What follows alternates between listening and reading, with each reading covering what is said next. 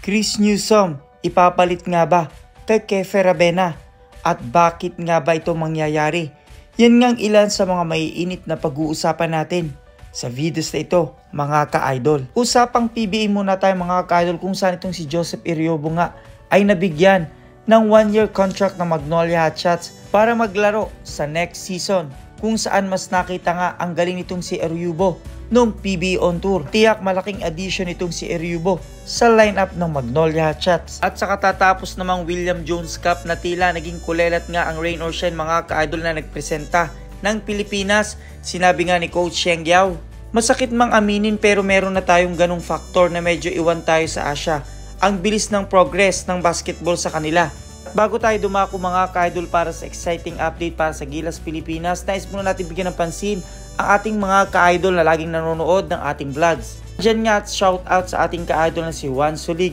Kasama rin natin ang ating ka-idol na si Ronald Bersubidad. At hindi rin papoli itong si Kat sa Kinudugusin mula Hagoni, Bulacan. Shoutout din sa kanyang kaibigan na si Lucely Banada Canite, Barangay Vitos, Sagay City, Negros Occidental. Sa ngayon nga mga ka-idol ay halos kumpleto na ang mga team na maglalaro dito sa Pilipinas para sa FIBA World Cup. Isa din talaga sa inaabangan ay ang Team USA na narito na nga mga ka-idol sa Pilipinas ng coach nga nila, itong si Coach Eric na half Filipino. Pusman para sa Team USA ang masayang bakasyon nila at nandito na nga sila sa Pilipinas para makuha ang kampyonato ngayong FIBA World Cup. Ngunit sa kabilang banda ay nakakatuwang tingnan ng mga Team USA dahil nga sa gitna ng kanilang ensayo ay nakuha nilang tikman ng iba't ibang pagkaing Pinoy, katulad na lamang ng puchi at gayon din naman ang stick-o, at ang ilan naman ay kumain din ng isaw. Sabi nga natin isa ang Team USA sa pinakamagaling na team ngayong FIBA World Cup at isa rin sila sa pinaka-coolest team ng FIBA World Cup. Bukod dyan ay tila rin nag-i-enjoy sila sa venue, at yan nga ay sa SM MOA Arena, kung saan sinasabi nga na mas pinaghandaan, mas pinaganda ang venue ito para sa FIBA World Cup.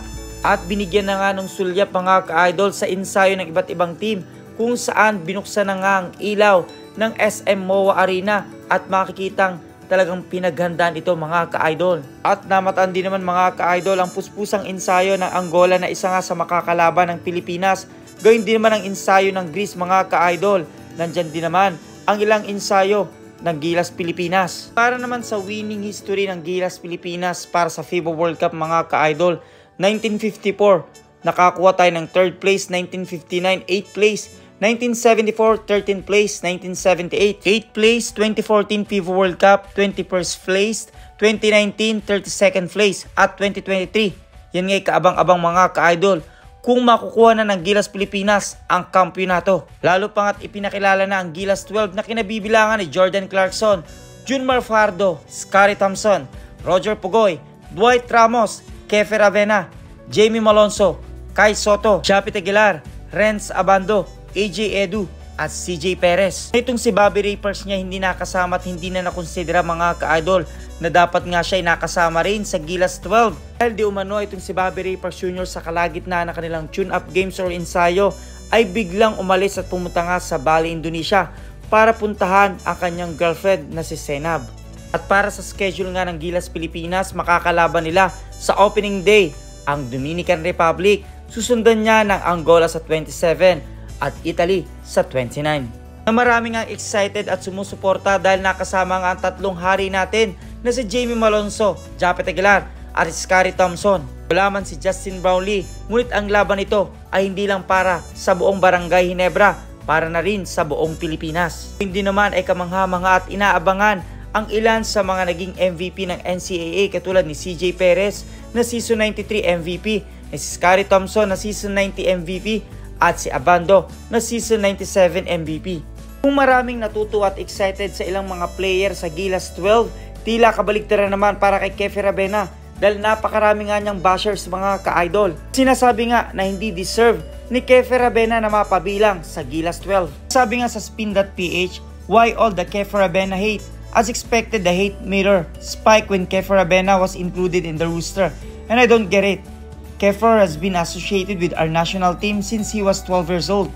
Badua said in the last week spin.ph, in some countries such as extended loyalty to service is revered, not diminished. Sabi nga ni Sito Badua, look, I would have understood of all the virtual of Ravena pretty like garbage, but he doesn't. In fact, Kiefer is an established Japan B-League player who is good enough that his team pays him around $35,000 a month. So kung titinan nga natin sa ilang mga social media, sabi nga bakit kasali si Kiefer Ravena? Sabi pa ng ilan, deserving pa nga itong si Newsome kaysa kay Kiefer Ravena. Sabi pa ng ilang mga bashers, kasali talaga si Kiefer Ravena at least maipakita niya sa buong mundo. Dribbling powers niya. Nasinagot naman ito ni Kiefer Ravena, sabi nga wala kayong believe sa akin, manood kayo.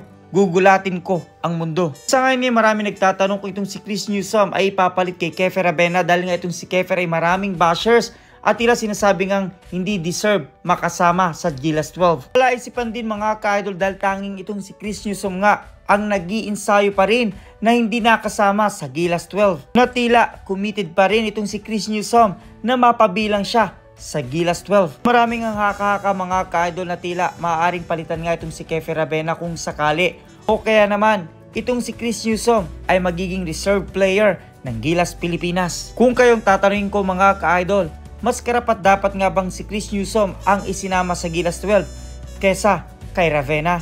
Kung rin yung kasagutan, suggestion, question, advice, just comment down below mga ka-idol at maraming salamat sa inyong panonood.